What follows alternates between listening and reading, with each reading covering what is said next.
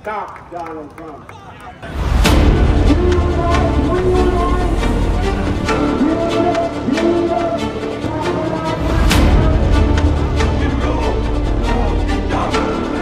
Bantah telah tertutup untuk dipenuhi rasa.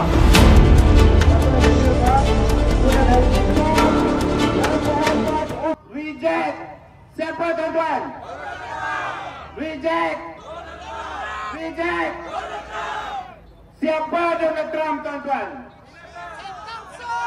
Donald Trump adalah syaitan akbar di dunia ini.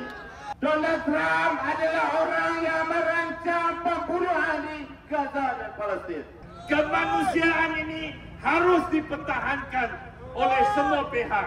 Marilah kita, rakyat Malaysia, yang menyatakan ASEAN sebenarnya adalah satu badan yang mensanjungi kedaulatan, kemerdekaan, keadilan dan dasar Amerika Syarikat yang menyokong Israel dan genocide ini tidak sesuai dalam forum yang kita adakan di sini.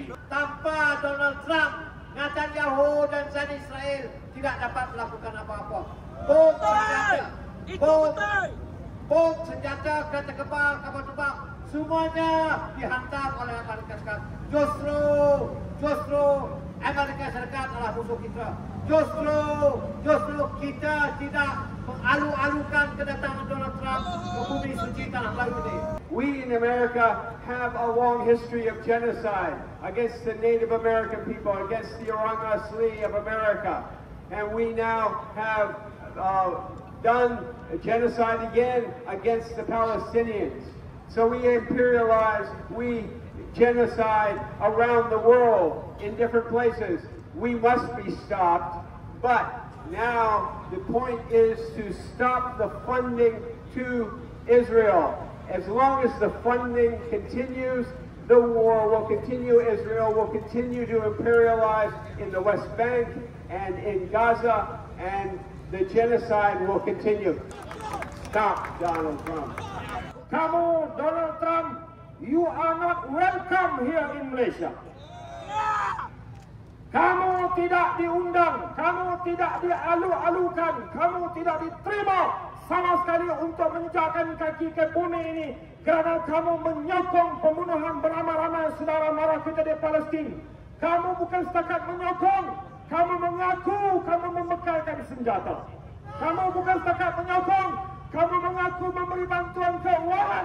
Donald Trump ini jugalah orang yang sama yang hadir di Parlimen Israel menyatakan bahawa Israel akan menang, menyatakan kepada Netanyahu tahniah kerana melaksanakan perang ke atas Gaza.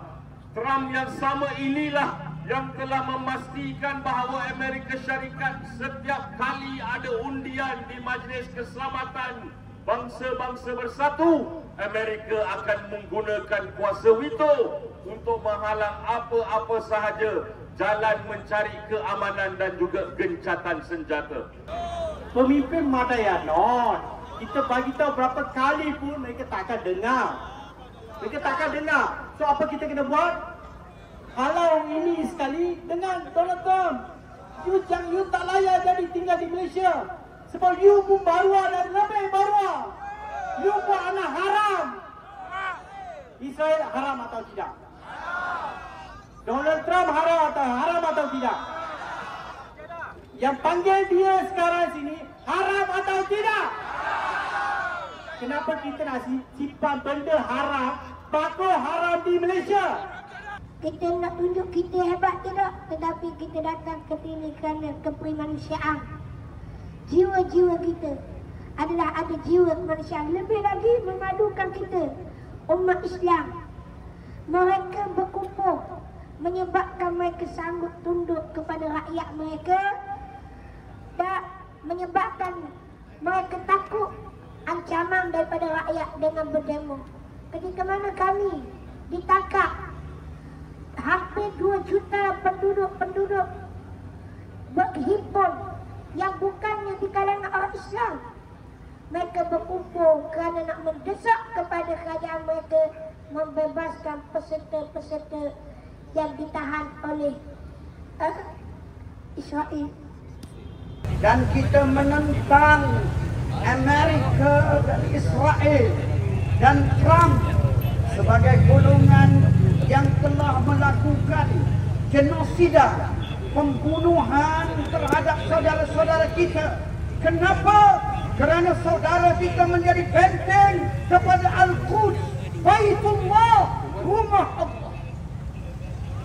Saudara kita membayar dengan nyawa mereka, membayar dengan anak dan isteri mereka, membayar dengan bayi-bayi dan keluarga mereka untuk memastikan berdirinya rumah Allah, Al-Quds, rumah Allah yang ketiga teragung di dalam Islam.